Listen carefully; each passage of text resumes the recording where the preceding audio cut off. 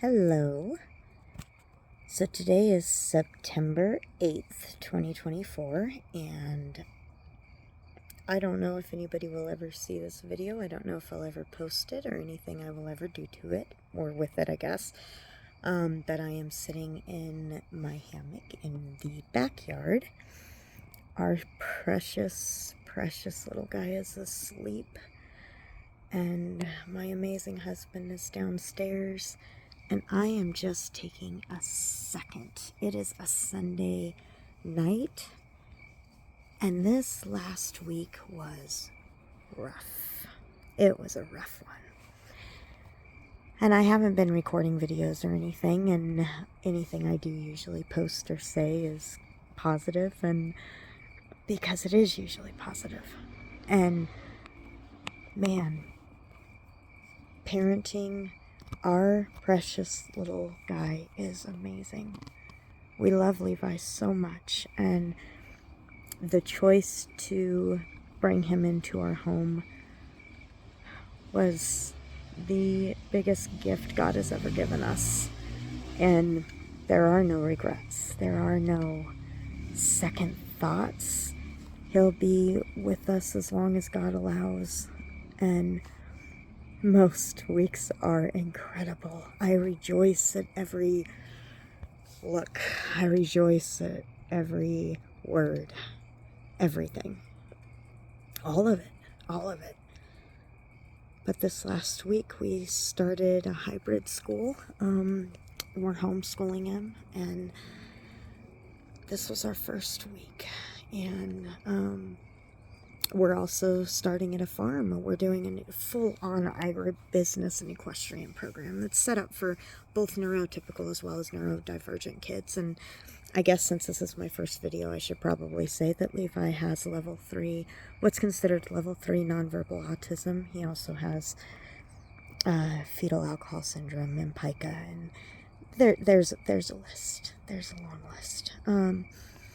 And he's incredible. He is incredible, and he's starting to talk. He's starting to at least make all of these sounds that are so fun. And he is brilliant in his own way. He's brilliant, and he's incredible. But this week we go to the farm, which is going to be amazing. But the other thing we did is we enrolled in High Country, and which is an enrichment program for homeschooling families. And I know there's not a lot of special needs kids there, but there are a few. There are a few. And this was our first experience this last week with him. And it was tough. It was tough. We lasted about 20 minutes in the one class, and man, that was longer. That was a victory. I mean, that was longer than I expected to last. And he did good. He threw the crayons across the room and, made a bunch of noises. And the kids kept turning around and staring at him. And that's okay. We're kind of used to the stares.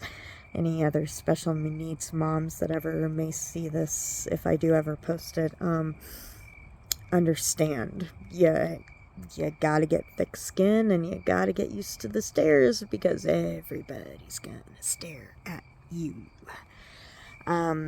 And our kids, especially, because they make funny noises and they do funny things, and they're precious, but they're different. But man, we did the class and it was okay, but then we had to leave the class because I didn't want him to interrupt the class. And we won't put him in regular school, because it's not that it's not just fair. It's not fair for him. But all you teachers out there, I respect your job enough to recognize that it's not fair to you either. It's not fair to you to try to deal with a whole class, and most of them neurotypical kids, and then have to deal with my special needs child that cannot sit still. And it's not your fault that you guys would never have any expectations of him, but I have expectations of him. And I don't want the world to give up on him and treat him like he's stupid, or let him just run around constantly and not have those small structured boundaries for him. But how could I expect you to have those small structured boundaries for him when you've got all the other kids to deal with? It's not fair to you, and it's not fair to the other kids. It's not fair to my son.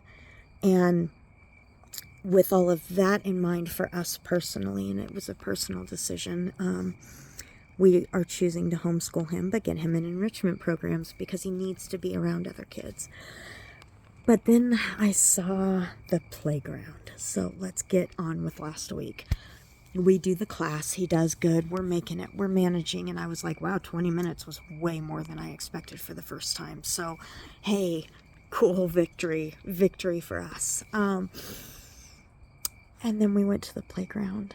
And it's fenced in. Yay! That doesn't happen where we live. We don't have a whole lot of fenced in playgrounds, and the few that we do have huge gates, or they have multiple gates or multiple entrances and exits. And my child doesn't understand danger at all, and he's a massive eloper. Like, this kid is fast and he is strong, but he doesn't talk and he doesn't understand danger, and he will take off. And so all of that, I have to be right on top of him everywhere that we go. And I saw this playground, and oh, it's so big, and I was so excited for him. And I saw all these kids playing after the class, and the moms and dads and parents standing off to the side talking, having conversations. It was beautiful, and for 1 second I thought my son had a chance in this environment. And I recently broke my foot, and so it's hard for me to run, and I don't have a choice in my life. I've got to keep up with my kiddo, but it's hard for me to run, and I can't really keep up with him on a good day now. I'm healthy and I am fast, but he's really fast. Like, we're signing him up for the Special Olympics. No joke. Kind of fast. And so he gets in this playground, and I just look around and I see there's only one entrance and exit point that he could get through, and I know I could stand on that side of the playground, and maybe for a moment I could give him the freedom to run and be with other kids. And I thought for 1 minute about even talking to other parents. Thought that would be different. You know, something I hear from a lot of special needs moms and dads, people who walk this every day, is it can feel very, very lonely. Now, I have a lot of friends in my life. I have a lot of people. I am a pastor's wife. I have a lot of people in my circle, and I am so blessed with that. But even with that, I can say the mom journey with a kiddo like our little one, like Levi, is definitely hard.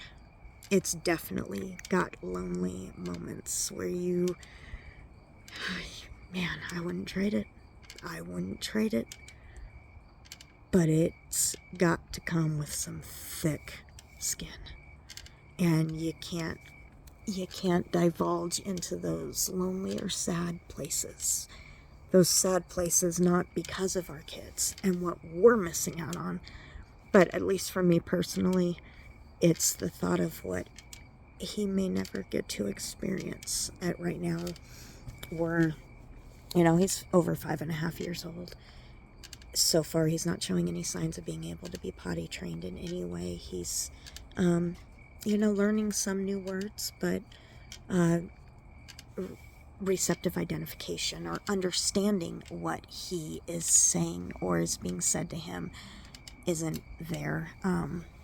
No understanding of safety. And again, back to the playground. Man, I thought for 1 minute this was going to be amazing. And then my sweet little boy saw the swings. He saw the swings on the other side of the playground, and I had already let go of his hand, And I was over by the one gate, because there's doors as well going into a building that's attached, but they're very heavy. And so I knew he couldn't open those doors. So I was going to the exterior gate that he could open. He could get out. And if he got out, he would be in the parking lot and to the street before anybody had any chance of catching him. And as I'm almost to the gate, I see Levi run for the swings that he loves so much. He loves swings. He loves to swing. But he doesn't understand danger. And these kids were swinging so hard and so fast and having so much fun. And I watched, and I took off running in my stupid foot boot because of the broken leg. And I ran, and I grabbed him just before this little kid plowed into him. And I could just picture his little body flying across that playground. And I was so afraid. And for one moment, I had let my guard down. For just one moment, I let my guard down. And I was so afraid he was gonna get hurt. And he almost did. He almost did. And I grabbed him. And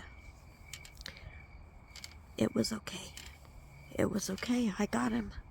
But then he wanted to get on the swings.